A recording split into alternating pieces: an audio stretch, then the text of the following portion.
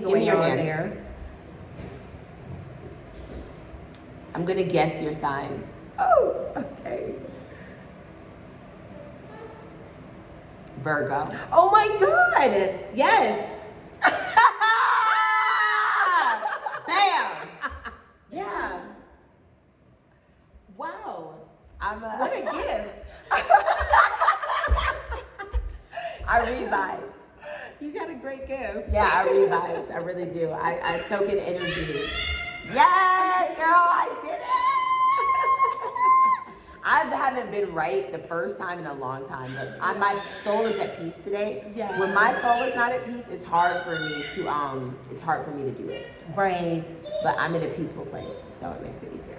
Okay. But I could get that vibe from you for sure. Hello, friends. Hi. I am here today with somebody very special. So, 12 degrees of separation, 6 degrees of separation, whatever it's called. So Lala, the one who I interviewed, this is actually her landlord, right? Yes. So they're both Jamaican. They're both here in Tanzania, but they both have different paths here in Tanzania. So then I was like, girl, you're a boss chick. Look at you Airbnb-ing out, doing all this. Like, how did you get this? Like, what's going on here? So right now we're actually in her place where she stays. Mm-hmm. So she owns multiple duplex. And we're here to speak with this young thing about how did you get here? So first of all, would you like to introduce yourself? Okay, so my name's Tamara. I'm from Massachusetts. That's where I moved from. Originally from Jamaica, but grew up in America. I've been an American since I was 7. So yes, American, Jamaican. And my journey to Tanzania started in 2020. Although I feel like that's when everyone's journey started. Yeah, around COVID. Yeah, right around COVID, when it's Yeah. like you're having like a midlife crisis, and you're contemplating, should I really be at this job? Is this my life? Is this the only life? And yeah, from there, I took a vacation with my family, with my mother and my 3 siblings, all college age. We came in 2020. We did like the whole tourist tour.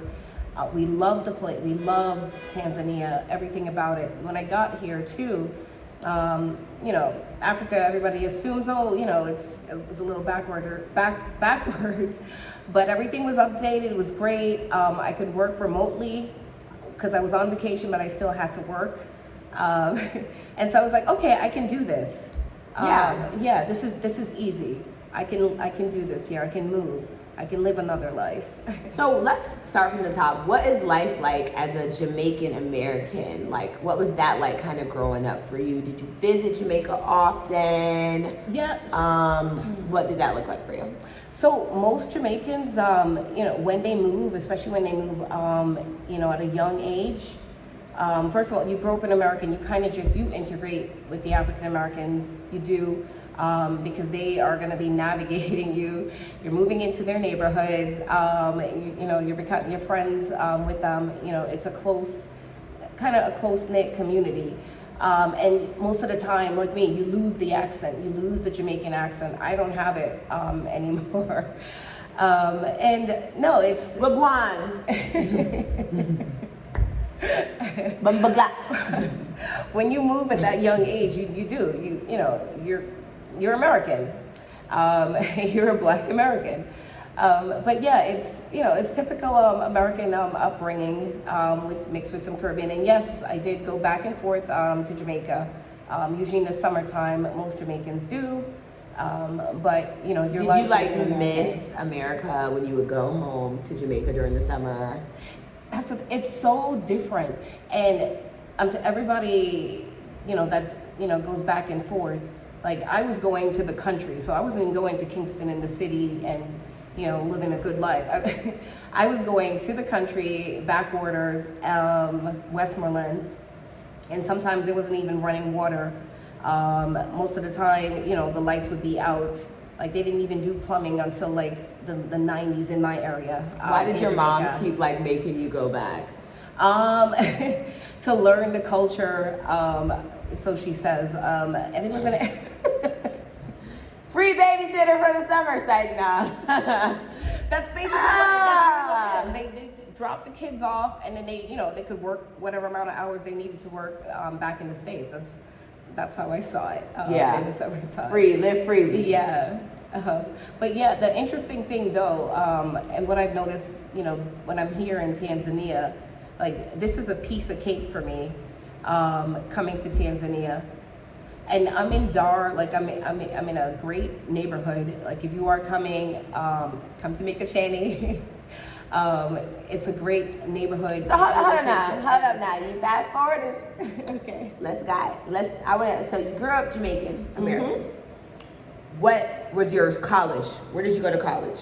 Oh, so I went to, I was in New York. I went to Adelphi University. And yeah, that's the thing, another thing too. Like, when you're a first generation American immigrant.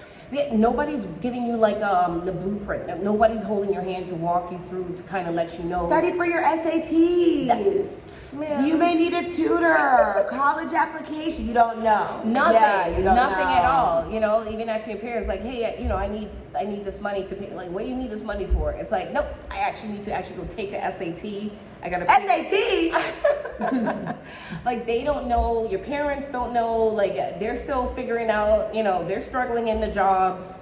It's not an easy life. And most Jamaicans, they end up in the nursing field as a CNA, as a home health aide, and then if they're lucky, they study and become an RN. But that's the career for them because everybody kind of follows the same. They say, oh yeah, come, I'm already doing this job. So you kind of end up doing the same thing. Because they can help you maneuver how to do that. Yeah, that's it, because that's all they know. Exactly. So did you grow up, would you say like struggling or pretty privileged, middle class? Yeah, I didn't really have any wants. Like, upper middle? Yeah, no, just regular. Middle. Yeah. Okay. There was no wants. What did your parents do when they came? So my mom, she was a CNA because that's what she was introduced to when she came to New York. And her husband, which is my stepdad, he did construction because that's what he was introduced to when he came to New York. Okay. And my dad did, real estate, like setting up, stores and things of that nature, logistics, because that's what he was introduced to. Yeah. So was there a big Jamaican community? Yeah, in the Bronx, and now it's spilled over into Mount Vernon. So yes, when we moved to the Bronx, we moved into the African American community, and I think it's more Caribbeans now. And then we moved over into Mount Vernon, which borders the Bronx. Okay. And that's a Caribbean and an African American community. Okay, so did you kind of like gravitate more towards like African Americans, Jamaicans, or is it just kind of like a mix? Everybody, yeah, everyone. it's a mix. I know, like me growing up, our school was really fragmented. Like Africans hung out with the Africans. Like I do not remember having any African friends in high school, which is crazy. Even though they were there, because they just kind of like grouped themselves into these communities. Right. You know what I'm saying? So you said it was pretty mixed. Did you have a lot of white people around you? Only when I moved it depended on the school. Again, like New York is segregated. Like don't let anybody tell you otherwise. It is very segregated. Even you can tell it's segregated if you ever ride the number 2 train and you get on at 241st Street in the Bronx, and you can see as the train is progressing downwards into Manhattan, you're seeing Black people, Hispanic people, and then you get to the white people. You can see it clear as day. I heard that the public school system there is disgustingly Oh segregated. my God, it's so segregated that in high school, like, I kind of, thank God I was a little smart. And I figured out like, okay, I'm not gonna make it in this high school here in this neighborhood. Yeah. And I knew what neighborhood I needed to go and make it and to even just have a chance to get to college. And my father's side, his grandmother said, okay, I know somebody that's living in White Plains. Let's use their address, and then you can go over to that school. And that's what I did. I had to get up in the morning, like at 5 in the morning, take 2 buses to get over to another district. because back then it was all zoning. So yeah, and I just faked my address and used the upper class high You school. better commit mail fraud. What is that, mail fraud? Oh, Lord. But that's what a lot of black people were doing. Yeah, someone got arrested for doing that in Detroit. Well, I already graduated. It's too late. It's too late. Come for us now. So you go to college. What did you major in? I majored in, now they call it a useless degree. I never ended up using it, so I guess it is useless. But I majored in communications. Oh, that's so not useless. Media studies. That's more relevant now than it was before, to be honest. Back when you probably graduated, it was like journalism. What are you going to do with that? Blah, blah, that type. Yeah. No, my degree is useless. Guess my degree. I'll give you 3 tries. Is it psychology? No. Let's see. What's the other? It's useless. Oh, English major. They usually do that one. It's not that All one. right, there's another one that's You got one more pretty try. useless. So useless. Like literally the most useless I don't even know what I was thinking. Gender studies. Girl, history. Oh! What? I graduated with a history major from Howard University in United States history and African diaspora. Was it crack? I don't know. My dad was just like, literally until the day I graduated, he was like, what is wrong with you? Oh my God. But you know what though? I've seen white people with history degrees and they've been my manager. Yeah. You know, it Or doesn't. they can work at Apple. Yeah, it does. Girl. It doesn't matter for them. It doesn't matter. So No. I kind of crack up when I say useless degree. It depends on who's using it. Yes. That's it. Who's Ding, ding, using ding, ding, it? ding, ding, ding, ding, ding, ding. Okay, so you were a communications major. Uh-huh. And how did that go? It was a struggle because I graduated right in the middle of the recession, if you remember. Oh, yeah, the Great Oh, my Recession. God. Yeah, girl. Everyone's house is gone. Mm-hmm. Yeah. Dang, yeah, my parents were struggling during the recession. It's a recession. Yeah. Can I get some new K-Swiss? It's a recession. I'm like, damn. I remember the recession. Yeah, nobody was getting jobs. I was like, this is crazy. This is insane. Nobody was getting jobs. And that's my mom. She was in Georgia at the time, and I was still in New York trying to, live it out. And she's like, listen, I'm moving to Massachusetts because, they got jobs there. And she relocated. I finished up college, and then I relocated also. And they did have jobs in Massachusetts. So I ended up breaking into the government administration field, and then later on learning some data analysts. And I guess my communications degree did kind of work better out. analyze data. So yeah, I became a data analyst in Massachusetts, and yeah, working for the state. So how long did you do that?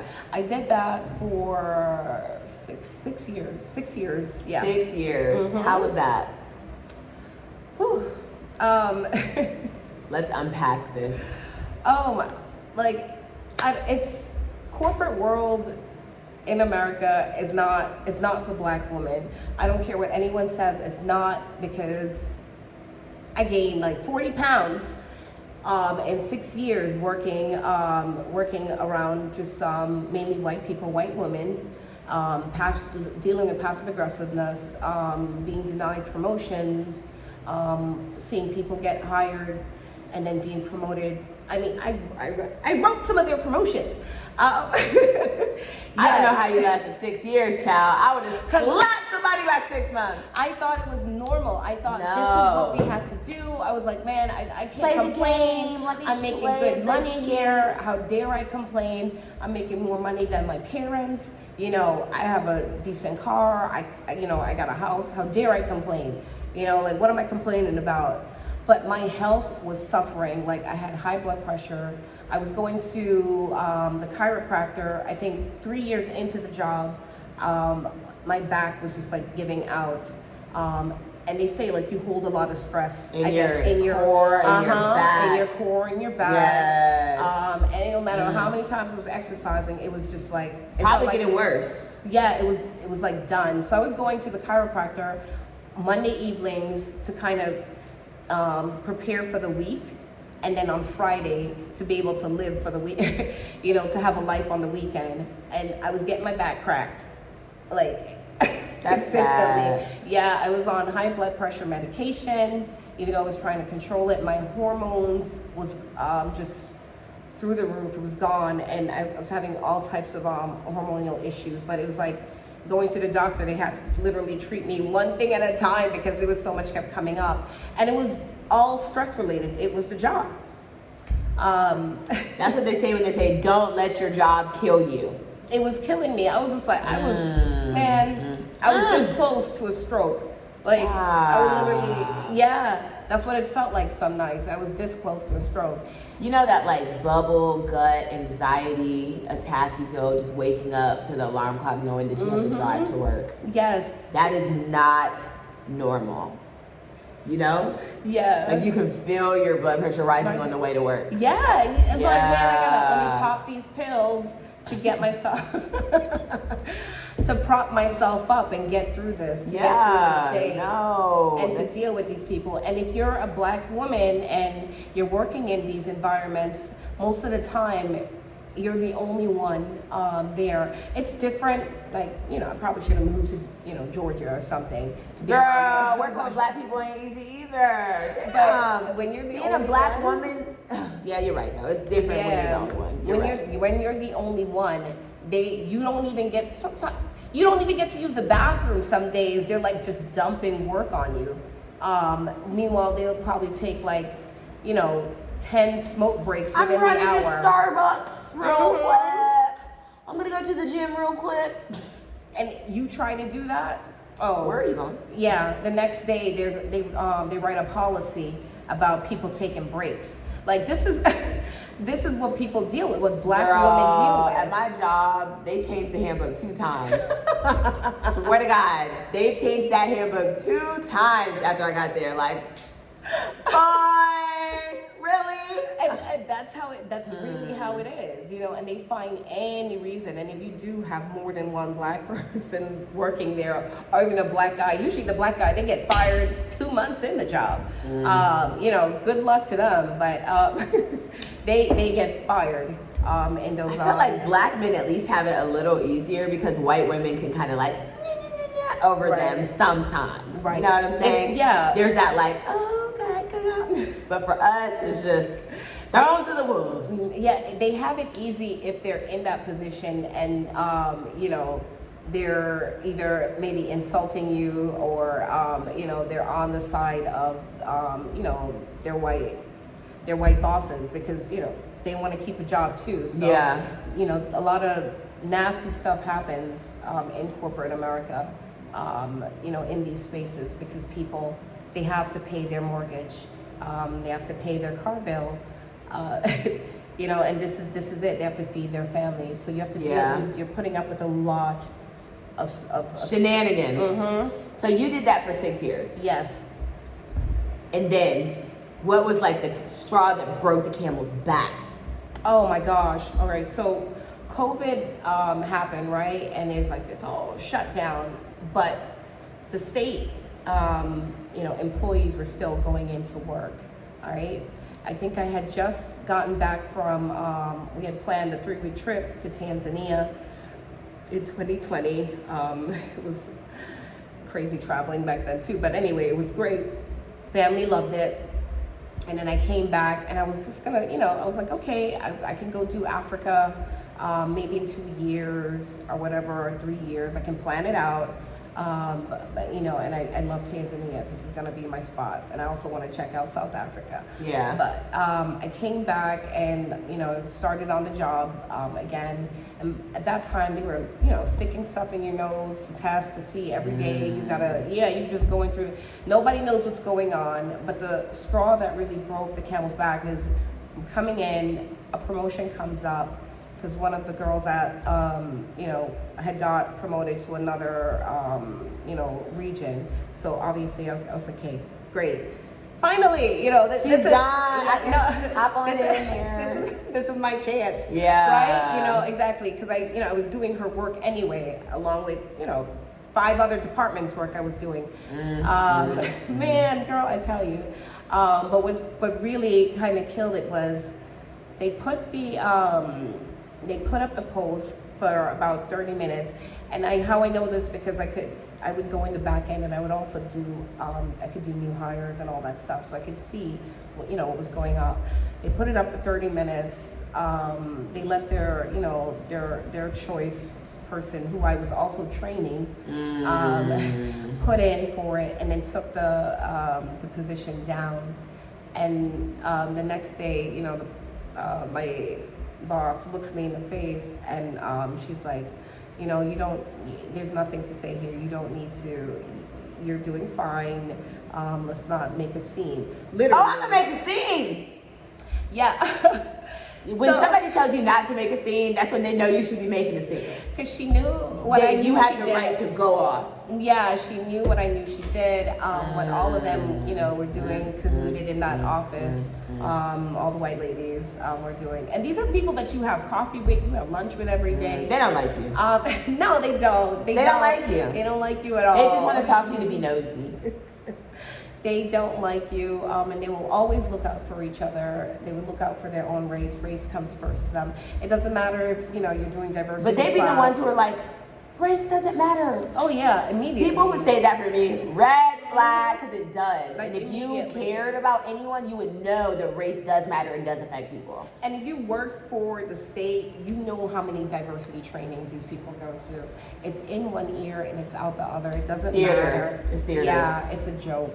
I need to become a diversity and inclusion trainer. For real. Yeah. So, and that was your last That straw. was the last straw. That was a Friday. So I said, oh, okay, let me. You know what? I don't need to have any outbursts. I got you. All right. So Friday. I see you. Friday, 4:00 rolls around. Everybody's leaving. All right. I'm in my office. I start packing. I start packing up all my shit, like anything that looks like me, that's cute. Just packing it up. Mama's pictures, candles. But I packed it up and left enough to make them think that I was just doing a cleaning, not a whole I'm out of here situation. So leave the pin cup. Yes, like they got leave the coffee mug. Packed up all my personal stuff. I took everything that I needed out there. Nothing with my name, Tamara, personal, anything on it. It was just office stuff. Left it out there. Went straight to my doctor because, again, I've been there for 6 years. So I got a 6-year doctor's report on my medical issues that's been going on, right? Okay, so you packed all your things, made them think it was sweet in the streets, and then what was the plan? All right. So everybody rolls out, and I roll out with my stuff too. But I don't go home. I go straight to my doctor because my high blood pressure has already been through the roof, and I sat there for 8 hours steaming. I can tell you were probably growing faint, right? PTSD. Yes, and it was Friday too, so I was like, man, and I have a chiropractor appointment later on. So I went straight to my doctor, and they took my, they're like, okay, come on in, let's take your blood pressure, let's see, because I was like, I'm not feeling so well. They had to take it 4 times. It was so high, and my doctor comes in and she's just like, I was about to hospitalize you because this is not good. And she's like, and I'm like, all right, just give me some meds right now. Don't send me to the. I don't want to go to the hospital. Just give me some meds, right? And I said and I need a note. I need a doctor's note. I'm gonna need a week off to recover from this because I don't want to be hospitalized, but I know I need to recoup. Yeah. Right? So she faxes over everything to HR. I get home that Friday. I pull up FMLA, everything that I could, all the forms on the government website, and I start filling it out, pre-filling it out. And on that Monday, I go back to my doctor, hand her these forms, pull up my record there, pull up my record from the chiropractor. I asked, pull up all my record. And I asked her to fill this out because I'm going to be asking for a medical leave, a year medical leave. So get all that paperwork in, and it took about a month. And this is the thing, Black women, you know, we always feel like we have to suffer through or deal with it. Like we just got to go through it. And for 6 years, I felt like I needed to go through it. Like I was proving a point. Like, oh, I'm in this, you know, great position. You know, 6 years a slave. Literally. 6 years a slave. You know, and it's just like, oh, you know, I'm meeting these great government officials. You know, it's a great position. You know, like I'm doing all these reports for them. It's going all the way up to the commissioner. The governor is taking a look at my reports. You know, like, yeah, they're looking at my stuff, but you know, a white woman's presenting it. You know, presenting my work. I'm getting no credit. I'm getting no promotion. Yeah. So this is it. We don't have to suffer through anything. So once I put that all in motion, you know, and I, you know, I just kept using up all my sick time. I was like, okay, this is my opportunity to, you know, to get out of here, because if I try another job, it's going to be the same thing. I'm not going back to school, because most people, when they say, okay, didn't work for me, let me go back to school, they always assume like, let me just go back to school again. Nope. I was like, that's where I fucked up. I was like, I'm not going back to school. I've learned all the skills I needed to. I'm good. You know, like, I'm good. I've trained multiple people. I'm all skilled up here. School can't teach me anything else. I can't learn nothing else. Nothing else, you know. So you ain't gonna trap me again. Was your school free? Did you get student loans? I took out student loans. Come on, I'm an immigrant. What do I know about? Well, I don't. First generation, scholarships, grants, child. Who told me? Nobody. Yeah, damn. You know, nobody knows. You know, my parents are working. They don't understand. They didn't feel like. Girl, what's worse is my parents are not first generation. They still didn't tell me shit. Damn. We've been here. Trifling, you know. It's fucking trifling. But no, I get what you're saying. Yeah. But and this is how my escape, I call it, like you know, the great escape. The great escape, yeah, to Africa began. You had to take the Underground Railroad out, child. Exactly. I collected every money that I had. I collected it, and while I was collecting, you know, my FMLA, I then started looking into virtual assistant, and then turning my, you know, all my skills and just working for myself. And this was during COVID? This was during COVID. So then you got the stimulus check. Oh, I was like, collect everything. Give me my money. Like, give me everything. Oh, you better run up the money. I want my money. You better get your you got reparations. I did. I sure did. Sometimes you have to create your own reparations. I had to create my own reparation. Girl, I need to everything I could.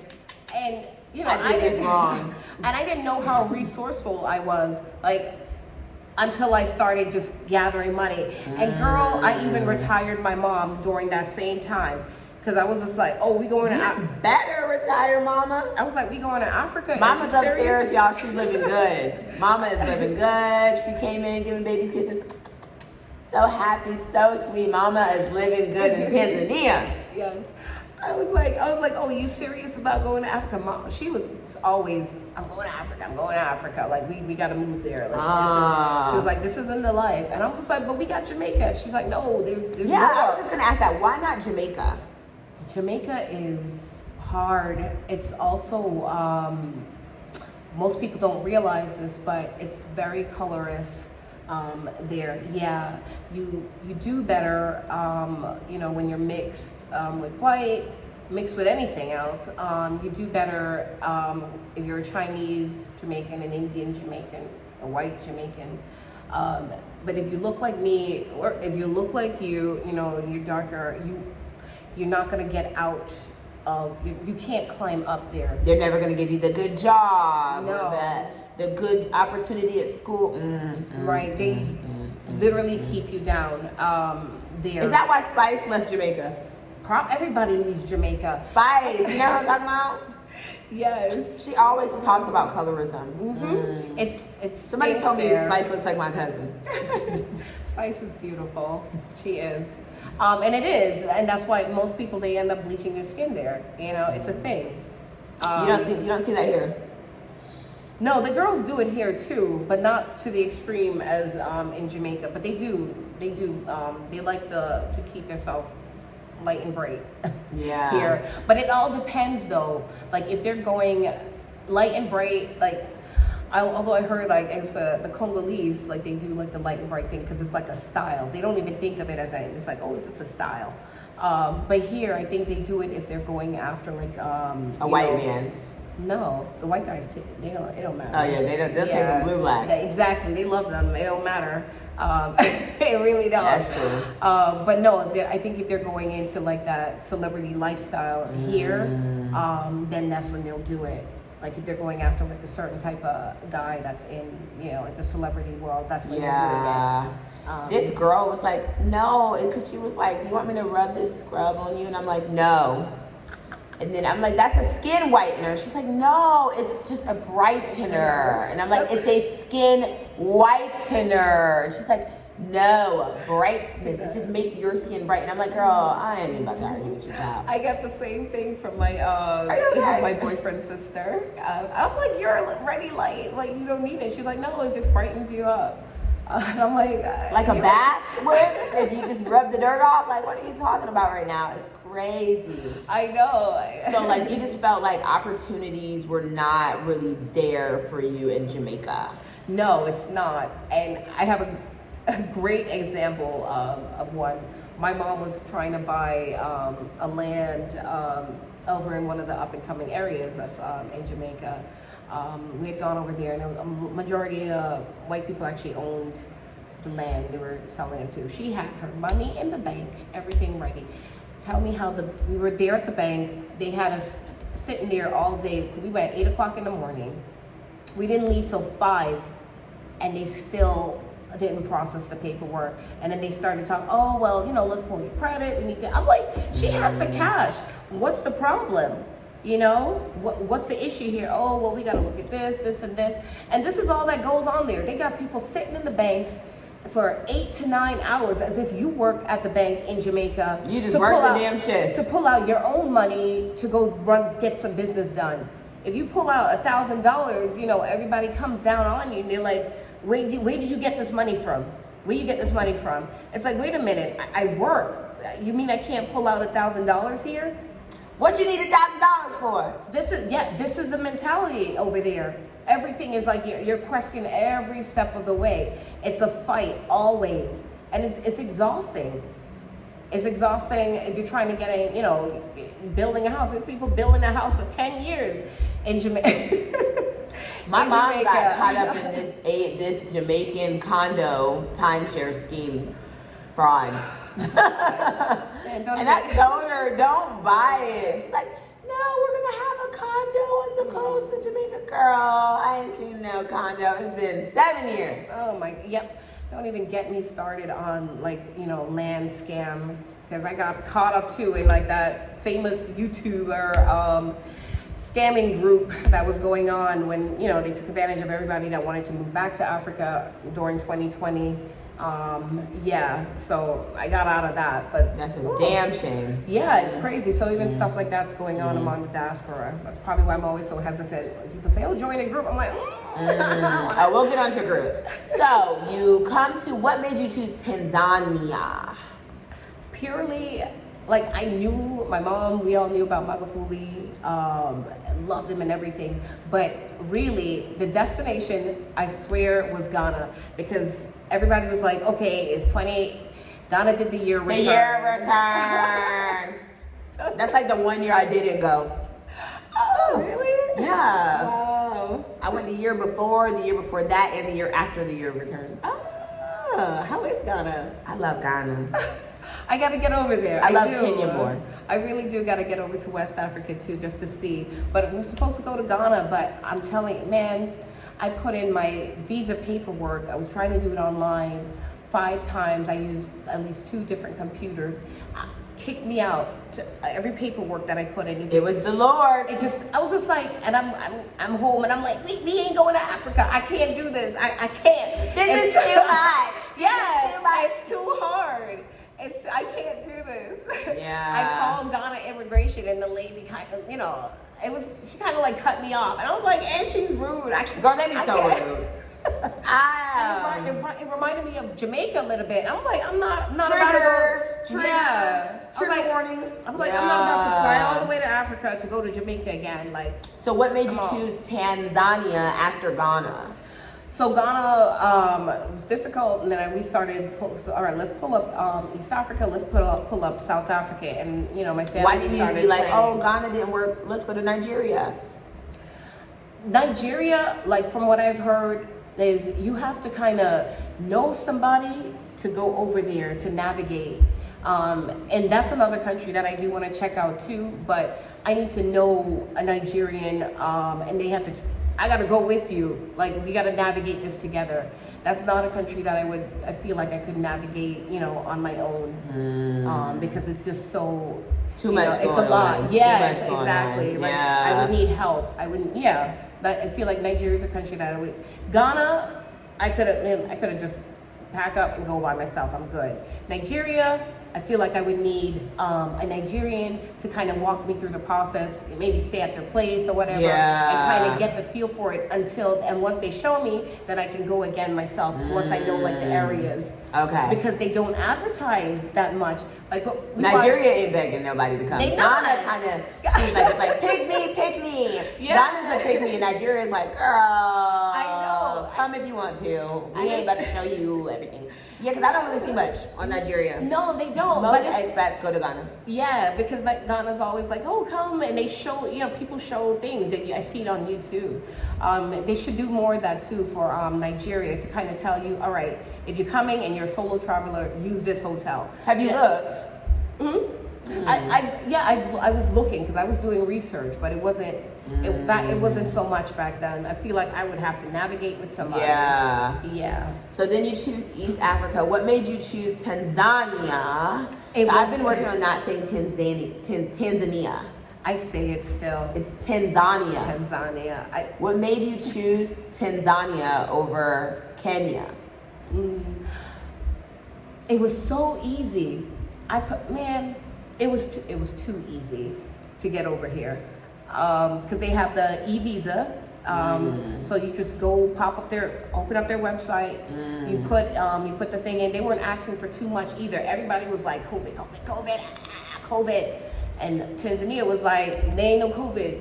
Like, just put your COVID? Exactly. Just put your paperwork in. What's the problem? But Tanzania now is asking for COVID tests and because vaccines. They had no choice. They had to play the game. Because it is a money game to play the system. But the thing I loved here, though, they didn't overprice. They make their thing like $25. Girl, Ghana was $150 to get out and in. That's crazy. $150. And then the last time when I stepped out of Tanzania, I think it was like I paid like $10 again just to take the thing, and they're not fussy about collecting money. So you made, but I made the decision based on it's so easy. I had my e-visas back to me within 24 hours. It was 5 of us too. It was too. I was like, this is too easy. And this was for the visit. This was just for the visit. For the visit. Yeah, it was so 3 you come weeks. in, you go, you're here, you're having fun, you guys are having it up. It's time for you to go back. Yes. Okay. You get back to America. What makes you like, I'm coming. I'm coming forever. The situation at work. At work. That was That was the trigger. That was the trigger. So then you're like, you know what? I miss Tanzania. Let's go. What was your first step in homesteading? Like, what did you see? Like, this is how I'm going to make money. Well, I had many ideas when I first came here because I saw the market and I was like, oh my God, like they don't got this here. They don't have this. There's so much things here that's needed. And what I saw that was needed here was housing, certain types of housing for, the diaspora taste. Like, we like modern things. And I saw that opportunity. I was like, okay, this is what if I'm gonna come here, I would love to build something like what I'm in right now. This is so modern. Yes, you don't want for anything. If you are like a digital nomad, or you have you're working online, you don't have to worry about the lights getting cut off because they have a backup generator. You don't have to worry about your the internet or in and out of Zoom meet. Like, I've done multiple Zoom meetings, and my internet is better sometimes than people calling in from the U.S. They don't know where you are, honey. Right. But it's with DAR, it really depends on the area. Because there's other areas, like I wouldn't move to Mbezi Beach. Everybody always says, oh, go to Mbezi Beach because it's, it's affordable. Like, you can get a place for $300, $400, $500, and it's a nice big place. You get your backyard and all that stuff. But there's problems too that come with, living on the outskirts.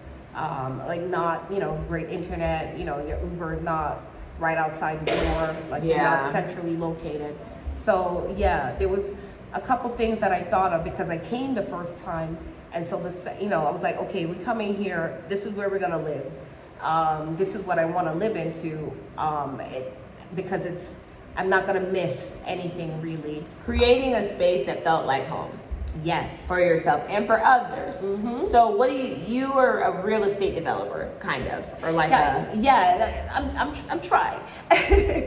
So, and it's not just me, because when I first got here, that's how I met my boyfriend, my Tanzanian boyfriend. We'll get back to that.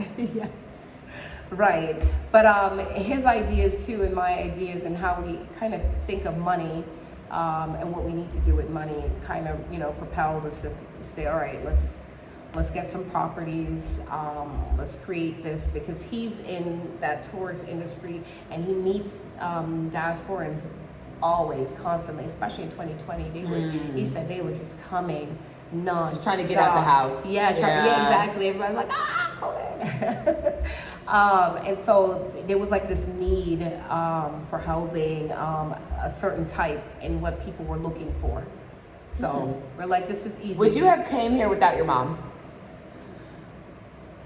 Yeah, actually, if she wasn't coming, I would still just from the first time coming here, and just feel it.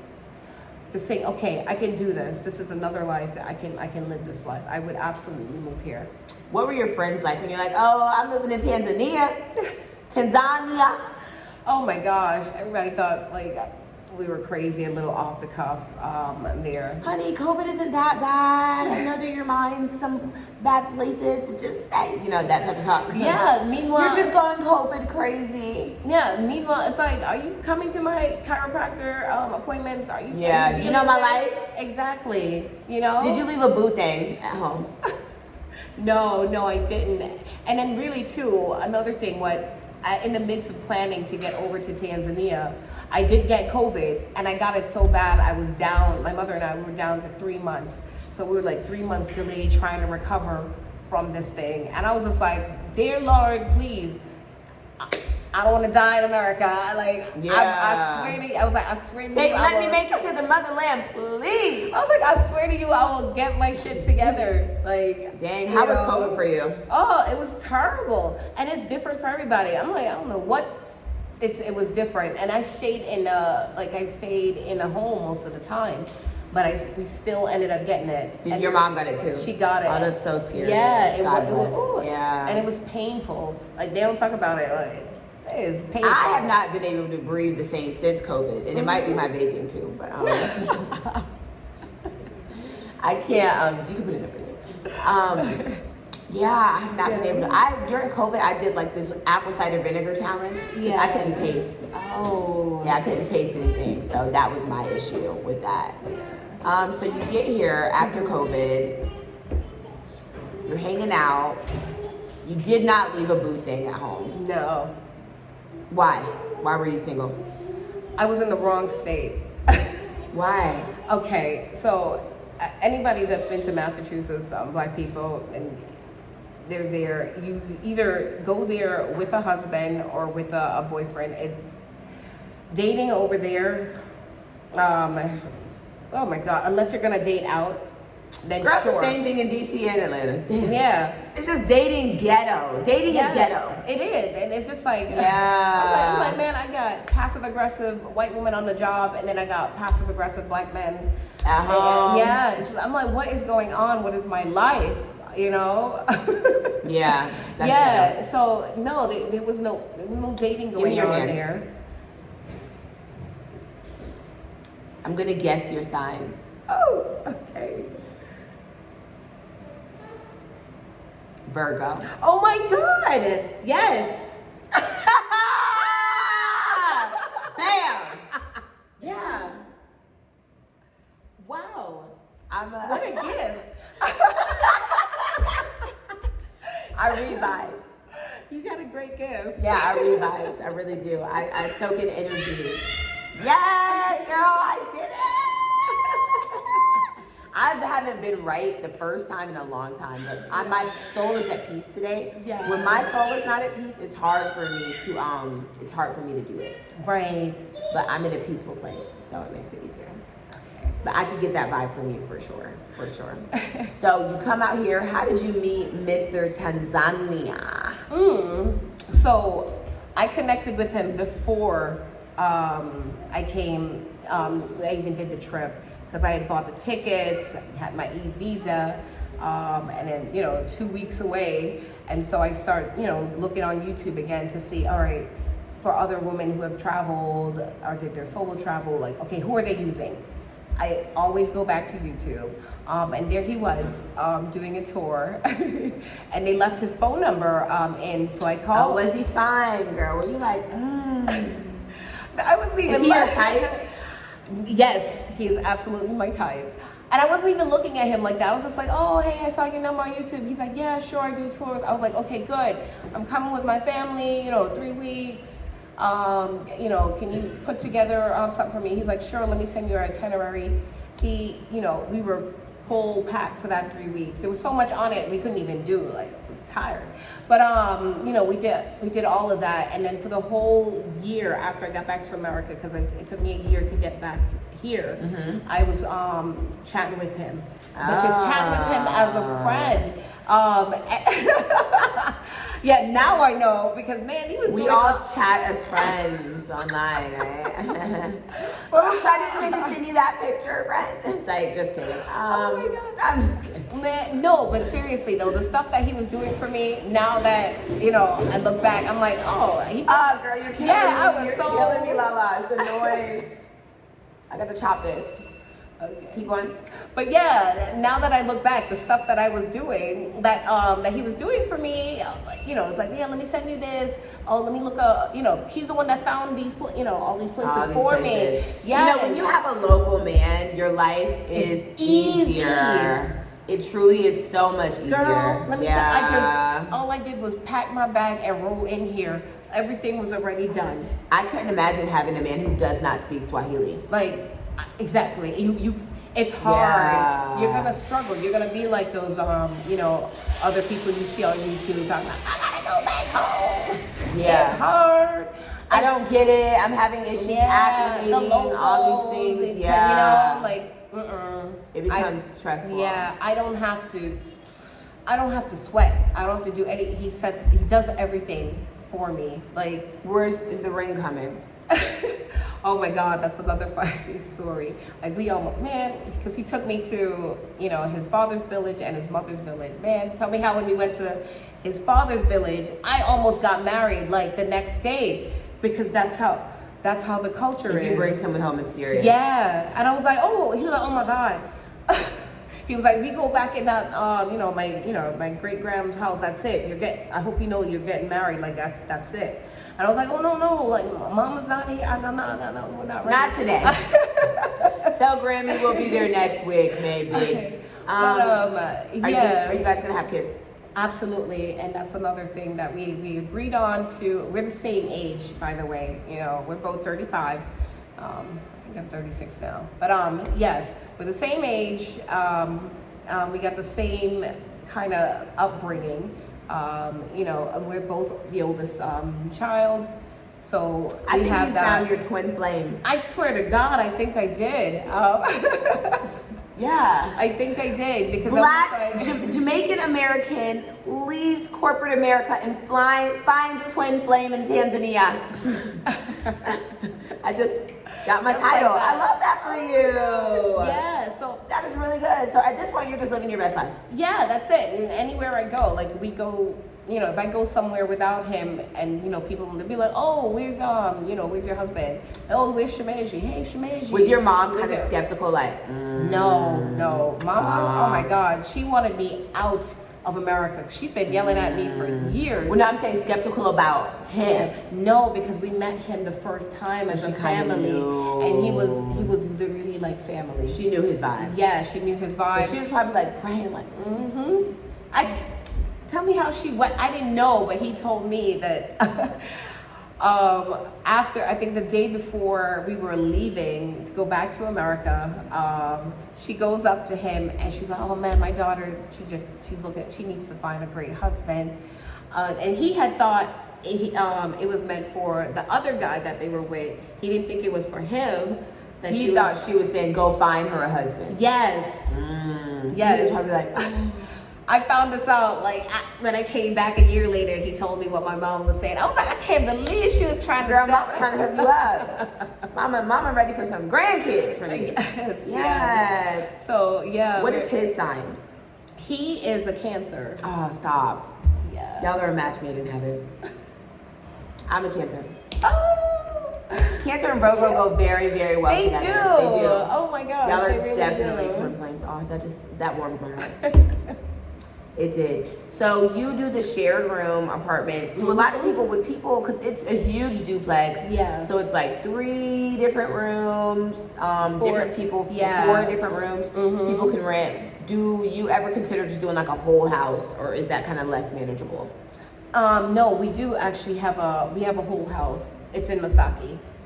When I'm saying like this duplex. Like just renting out the whole Renting thing. out the whole thing. Yeah, people do request that too. Okay. So there's people that request a month, people that request, there's different requests. Different. So we can close out and say, okay, sure, you can have it for this time. What is the worst experience you've had doing this? If any. No, none so far. Because you set your rules, that's it. You just put your rules up, no parties, no events, that's it. Or whatever rule that you need to put up, and then that's it. People have been pretty compliant. Yeah, and they have. And most of the travelers, they're like, you know, they're coming from another country, so they're not about the nonsense. Trying to do the most. Exactly. No, Yeah. no, they're not. And then locals do also rent the spot too, you know. Just for what? Because sometimes there's events going on.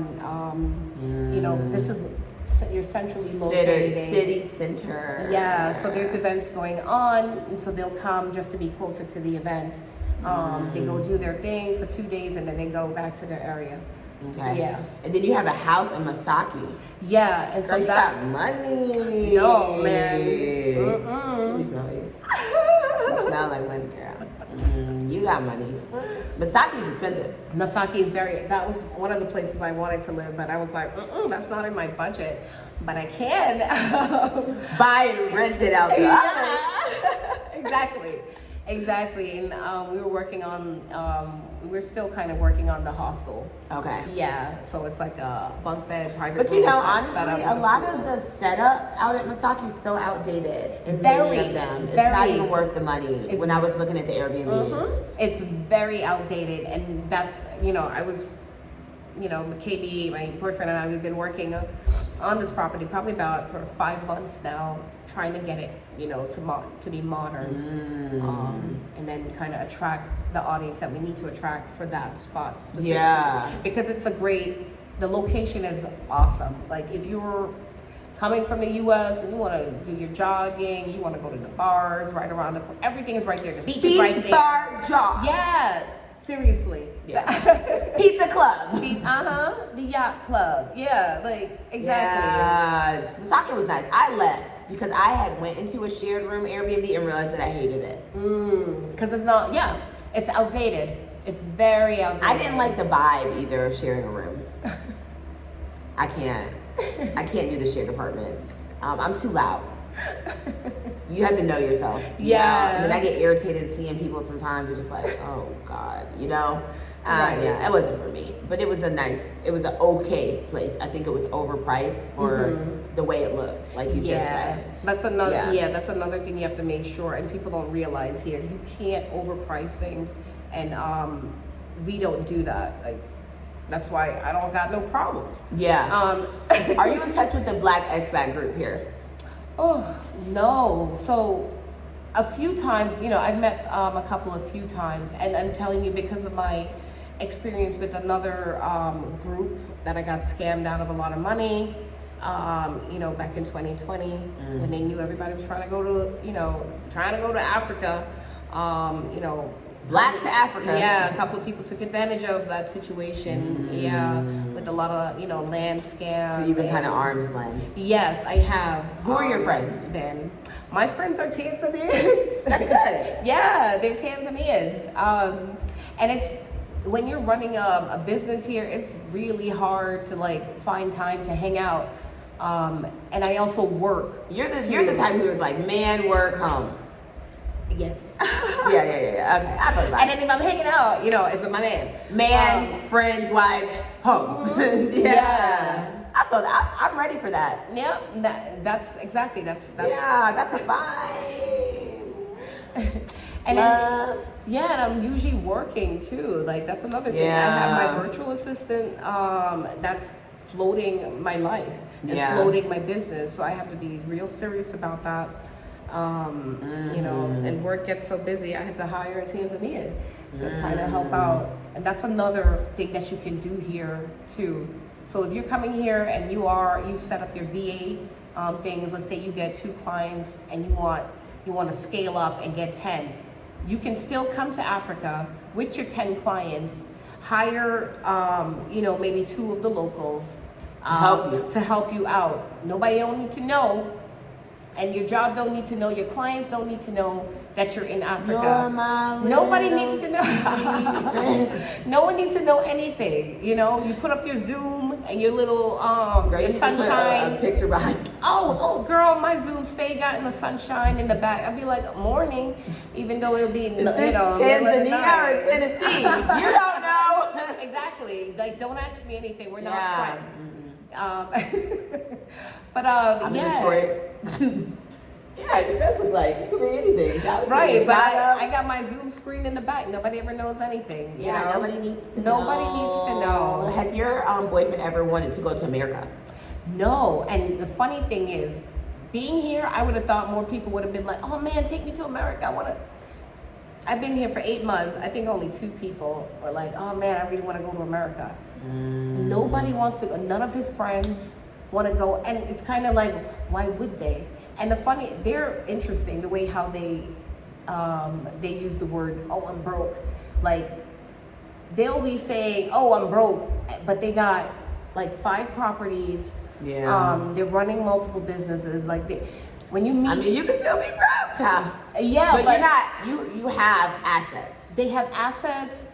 They don't have to pay rent. Yeah. Man. They got family in the villages that be dropping off food for them monthly. They'd be like, "Oh yeah, it was an orange harvest or it was a rice harvest. They just drop off bags." I need and that. I'm like, "Oh my God, you I guys." need that avocado harvest. Yeah, I'm like, you guys don't have there is no problem here. Yeah. Being broke in Africa is a soft life. Because your necessities will always be taken care of for the most part, unless you're just yeah, unless the people that you do see out there, collecting bags and stuff, they say that they're junkies, Being broke here is a soft life. If I had to choose being broke in America and choosing being broke in Africa, I'd rather be broke in Africa, I swear to God. Yes. Yeah, it's a soft life, girl. Yeah, so their concept of that too is completely different. And they're very comfortable. And so there's no reason. They say, "Oh yeah, I love looking at the American movies," but no, I'm good. I don't need to. I'm good here. I have asked my boyfriend, who's Tanzanian, "Do you want to go to America?" And he's like, "Yeah, I'll go." But I have told him, I've assessed the situation for him. You're too lazy. Everything is too pole for you in your life. You are not used. You would kill yourself. Yeah. If you had to live up to American work standards of living. I told the him. way that they are out here, there's no way. He would be on the first flight back after one shift. Yeah, I was like, you couldn't do it. There's like, I've seen, some of these Bajaji guys, they run their Bajajis or whatever. Sometimes they have a couple of them, and they're taking naps. I'm like on the boat, like, literally, I'm like, bro. I'm like, excuse me, I'm trying to go somewhere.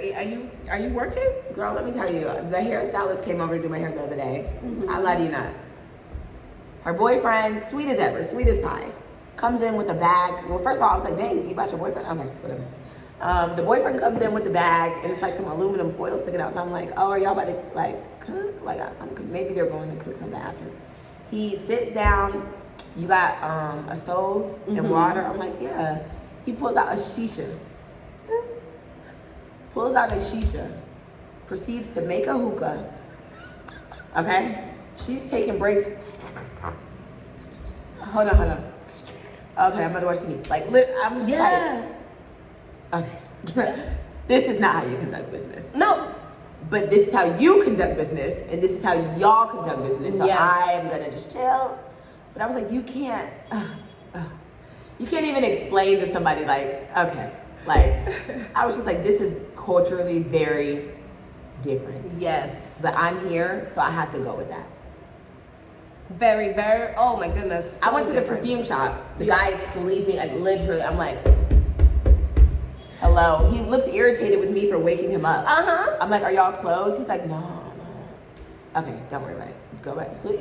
Enjoy your shift. Enjoy your shift. Yeah, it's a different work ethic. Very different. Very refreshing that your bae is a very hard worker. Yeah, he's a hard worker, but he takes his breaks too. Like, coffee breaks. Like, don't even get me started. Like, coffee breaks. This is your 5th coffee break today. Yeah, exactly. Get your black ass back to work.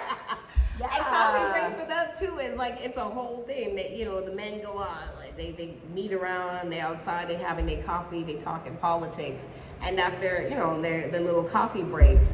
But I'm just like, how many coffee breaks do you need? Like, I can call him and it'll be a certain time and I already know. I'm like, you having coffee. The coffee break is the job, and the job is the coffee break. You just switch it a little, you know what I'm saying? So I'm really happy we got to link. Yeah. This has been super fun. You are an example of Black excellence, a Black woman who was not happy in the States and took her Black ass to Africa, and you're living your best life. Yes. When are you gonna come to Nairobi?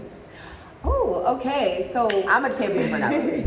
I know, and I'm gonna check it out. But I wanted to check out Mombasa, but maybe I should do Nairobi. Go to Nairobi first. Because I was gonna. You know how you're here, you gotta do like every 3 months, you gotta pop in, pop out, or whatever.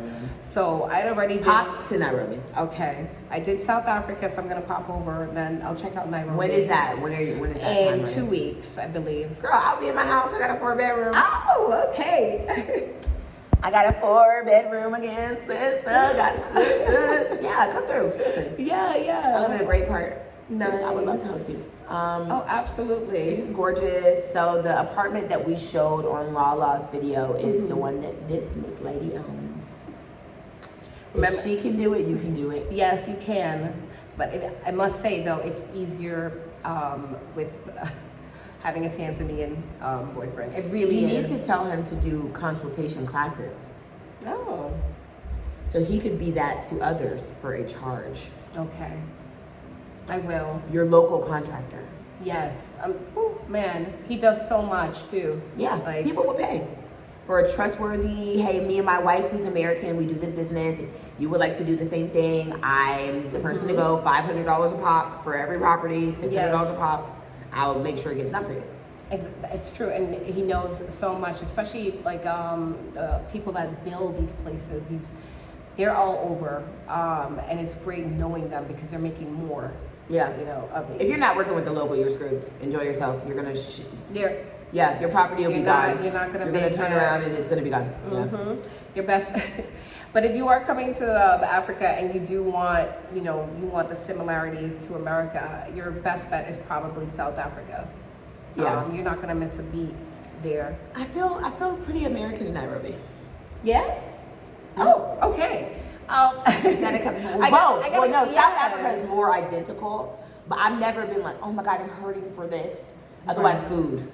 Oh, yes, food over here too. How is Jamaican? Tell your mama to open up a Jamaican spot. I know. I'm just like, can all the Jamaicans just come over here, please? Girl, the food I miss. I have to cook. Oh my God! Can your mom make me brown stew chicken? Yes, Yes, I can make it too. I would pay her. I want some brown stew chicken so bad. Some rice and beans, child. Yeah, even finding the beans sometimes is difficult. I'd be like, where is it? But yeah, like I've been forced to cook again because I thought I was like, oh, I can give it up, but no, like there's no place. There's no place I can Do you make eat it. KFC here? No. Good. High five. Girl, it's nasty. I'm like, Lala, why you got a bucket of KFC in Africa? The KFC here is so bad. I wouldn't even eat KFC in America. In Kentucky, I won't even eat Kentucky fried chicken. I fry my own chicken. Period. Yeah. Period. Because it's a difference. American fried chicken. Big. Yeah, it's a huge difference. Even their sides here. I'm so damn tired of chips. Yeah, it's. Whew. If I see a bowl of chips, I know. I was just like, if you give me chips one more time.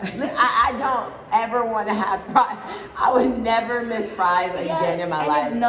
It's not a thing that we really eat in the U.S. like that. Like fries to me was like, I'm gonna go to Wendy's. Burger and fries. Yeah, like that's what I would want it. That's like us, like pork chops and fries. Exactly. Fried chicken and fries. Around Christmas time, grilled ham and fries. I'm gonna pork make chops, like a potato salad or something.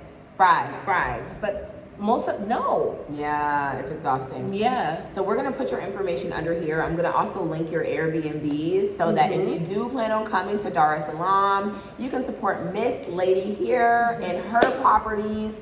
I'm going to put your email just in case people do want to reach out and maybe consult on how to become a property owner in Dar es Salaam or have any questions for you. Don't answer too many questions for free because people will waste your time. Yes. Make sure that you do a consultation charge. Okay. And to all I love speaking to my single, accomplished Black ladies in America who are sitting at home unhappy. There is happiness to be had, honey. And here is the example number. Yes. You can be 35, you can be 36, you can be 40, and you will find your age mate here. There's so much men here. Like, it's all throughout Africa. It doesn't matter. Just pick a country. Really. But you know what I be thinking about? The way that, like, Black men maybe, like, want that exotic, like, oh, Latina, she's different. Like, oh, the accent, like, so sexy. Like, that's how a lot of African men look at us. Kind of. So but then once... Is it different because we're both Black? Yeah, we're both Black because once they get to, they're dating us, KB always said, man, you're the same. Different. Sometimes I'm like, is it my accent that you like? Like, is it that different? Like, no. But then once they, they're like, oh, you the same. Women are all the same. Women are all the same. They're all the same. Well, I'm saying that initial, like, exotic, American. I think what attracted, I guess, him to me, he said it's the way how, like, I look at money, also the way how he looks at money too, and wanting to do projects. Business mindset. Yes. You found the one, girl. Mm-hmm. Well, thank you guys for tuning in. Thank you. This has been so fun. This has been one of my longest interviews, I think. I usually cut people off in an hour. Oh, wow. Yeah, but it was going good. So I was like, let's go with the flow. Cool. I will see you guys next time.